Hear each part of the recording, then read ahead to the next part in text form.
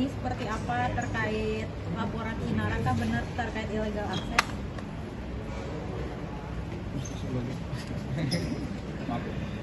Iya, terima kasih teman-teman ya. Jadi hari ini 2 April ya, 2026 kita memang memenuhi panggilan dari kepolisian. Kita sudah menundanya sekali dari Februari, baru saat ini baru bisa mengambilnya, dan kewajiban dia untuk memberikan kesaksian. Kita dipanggil sebagai saksi di sini atas laporan seperti yang tadi disampaikan dari IR. Jadi tadi kita sudah diperiksa dari jam 3 ya.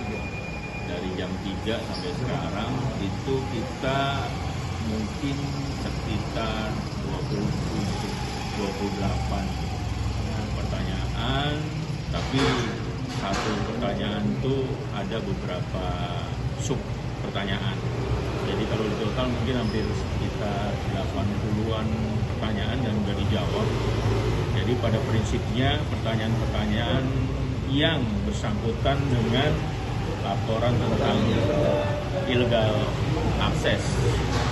Jadi itu sudah lengkap disampaikan oleh Bang Firgon dari awal sampai akhir. Sudah selesai, baru aja selesai. Itu aja sih. Bang Firgon mungkin tadi pertanyaannya seperti apa sih Bang Firgon?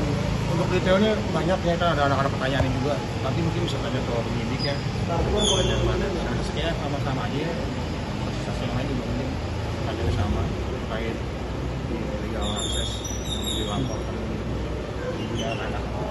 Jadi ya mudah-mudahan sih dimudahkan aja semuanya. Bagaimana hasilnya yang terbaik aja untuk tiap masing-masing pihak yang sedang bermasalah hukum. Kalau saya pribadi saya dari awal nggak mau ikut campur ya. Mau dibawa dan sama sekali nggak mau ikut campur urusan ini. Cuma mungkin ada perkataan dari beberapa pihak yang memang mungkin jadinya di media juga kesana mungkin kalau saya ada kaitan berlangsung sekali. Berarti tegas Pak Firgon membantah ya keterlibatan. Urusannya sama anak-anak, saya juga apapun yang terjadi jangan, saya nggak mau anak-anak saya kalah lagi. Udah itu aja udah. Poinnya dan fokusnya di situ aja udah. Sisanya saya mau lanjutin hidup, saya udah punya istri baru. Berarti anak-anak fokus di abang kah atau gimana? Mungkin anak-anak untuk anak-anak sendiri fokus di abang, diasuh abang apa gimana bang untuk anak-anak? Enggak, anak-anak udah sama Ina kok. Karena kalau untuk hak asuh, program hak asuh udah banyak. Saya ikut keputusan pengadilan cerai kemarin, keputusan cerai sama IR kemarin juga. Saya nggak ada niat buat yang ngambil alih segala macam, enggak, karena anak-anak tetap butuh ibunya sampai di umur belasan ya. Saya percaya kita berco-parenting aja sampai anak-anak gede. Cuma kan kondisinya kemarin karena lagi viral dan saya yakin emosi dia lagi nggak stabil. Saya nggak mau itu terlihat di depan anak-anak. Banyak anak-anak saya ambil sementara. Cuman kan pemberitaannya kan dibilang saya ngabut anak-anak, enggak kan, saya bilang sampai badannya rendah saya pulangin. Sekarang udah bisa. Saya sudah dipulangin. Bang, ada peluang nggak sih bang buat mungkin Damai dan Ina cabut laporan? Damai kamu siapa? Ini yang laporannya. Gini. Jadi seperti tadi udah disampaikan oleh Bang Firgon. Jadi untuk laporan ini sebetulnya nggak ada sangkut pautnya sama Bang Firgon. Jadinya tadi kan Bang Firgon udah ngomong sendiri bahwa itu tuh di luar kekuasaan dia dan dia tidak tahu sama sekali. Intisarinya seperti, dan itu disampaikan ke penyidik udah lengkap. Jadi kalau ditanyain masalah Damai, nggak ada hubungannya dengan Firgon gitu loh. Jadi misalnya ada omongan untuk melakukan RJ, ya nggak ada hubungannya dengan Firgon gitu.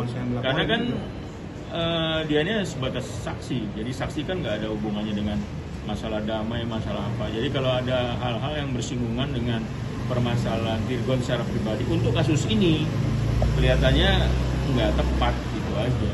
Pak Firgon, ini kan berlarut-larut ya sejak Februari, sangat mengganggu nggak sih? Apalagi kan jadinya imbasnya juga kena ke anak-anak ya? Saya pribadi juga terganggu.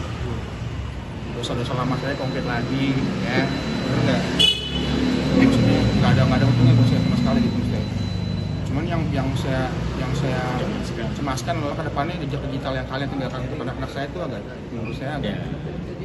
Itu aja sih saya mohon ya ke teman-teman semua. Saya nggak pernah ngomong ke kalian ya. Bukan karena apa, karena saya nggak pintar ngomong, saya takut omongan saya salah, kebawa emosi, dan anak-anak saya ngelihat ke depannya di masa depan gitu ya, ketika anak-anak udah ngerti. Jadi mohon ya teman-teman media lebih bijak lah ya. Lupa saya kayak yang saya bijak sekarang dulu, cuman pikirin anak-anak saya pikirin. Menyayangkan ya Mas udah sejauh ini terjadi hal-hal kayak gini. Pastilah, maksudnya udah lah kalau kayak emang kondisi begitu ya, berarti anak-anak udah kalah 2 kali, jadi terus nggak mau lagi anak depan kalah lagi. Untuk sekarang pembagian ketemu anak-anaknya gimana sih bang? Lancar-lancar aja kok, kalau emang dia lagi kondisi kan sekarang pembantu lagi pada pulang, kita tektokan, saya kirim pembantu ke sana, udah seperti itulah. Maksudnya dari saya pihak sama IR pun juga komunikasinya udah mulai bagus lagi, karena saya udah bisa ngabukin gitu pada dia pribadi ya, lepas dari laporan ini saya udah bisa dan sangat berani gitu ngebukti kalau saya nggak cerita apa-apa dan nggak ada dapat teman-teman apa-apa dari sekedar ini semua. Jadi mudah-mudahan dia ngerti, mudah-mudahan dia ngelunak, mudah-mudahan Allah mudahin semua permasalahan dia gitu aja. Bang, berarti nggak ada batasan buat abang ketemu ya bang? Balik bang. Nggak ada batasan buat abang ketemu anak-anak? Nggak jadi gugat hak asuh balik bang soal anak. Siapa yang mau bilang gue sabar? Isu yang beredar bang. Emang gue pernah bilang. Isu di sosial media enggak? Ya nggak ada, bukan gue yang ngomong, jangan dipercaya berarti. Dia kan gue ngomong barusan. Bang, Nggak ada. berarti buat ketemu anak-anak nggak ada batasannya bang? Nggak ada. Sama-sama gue juga bapaknya di ibunya.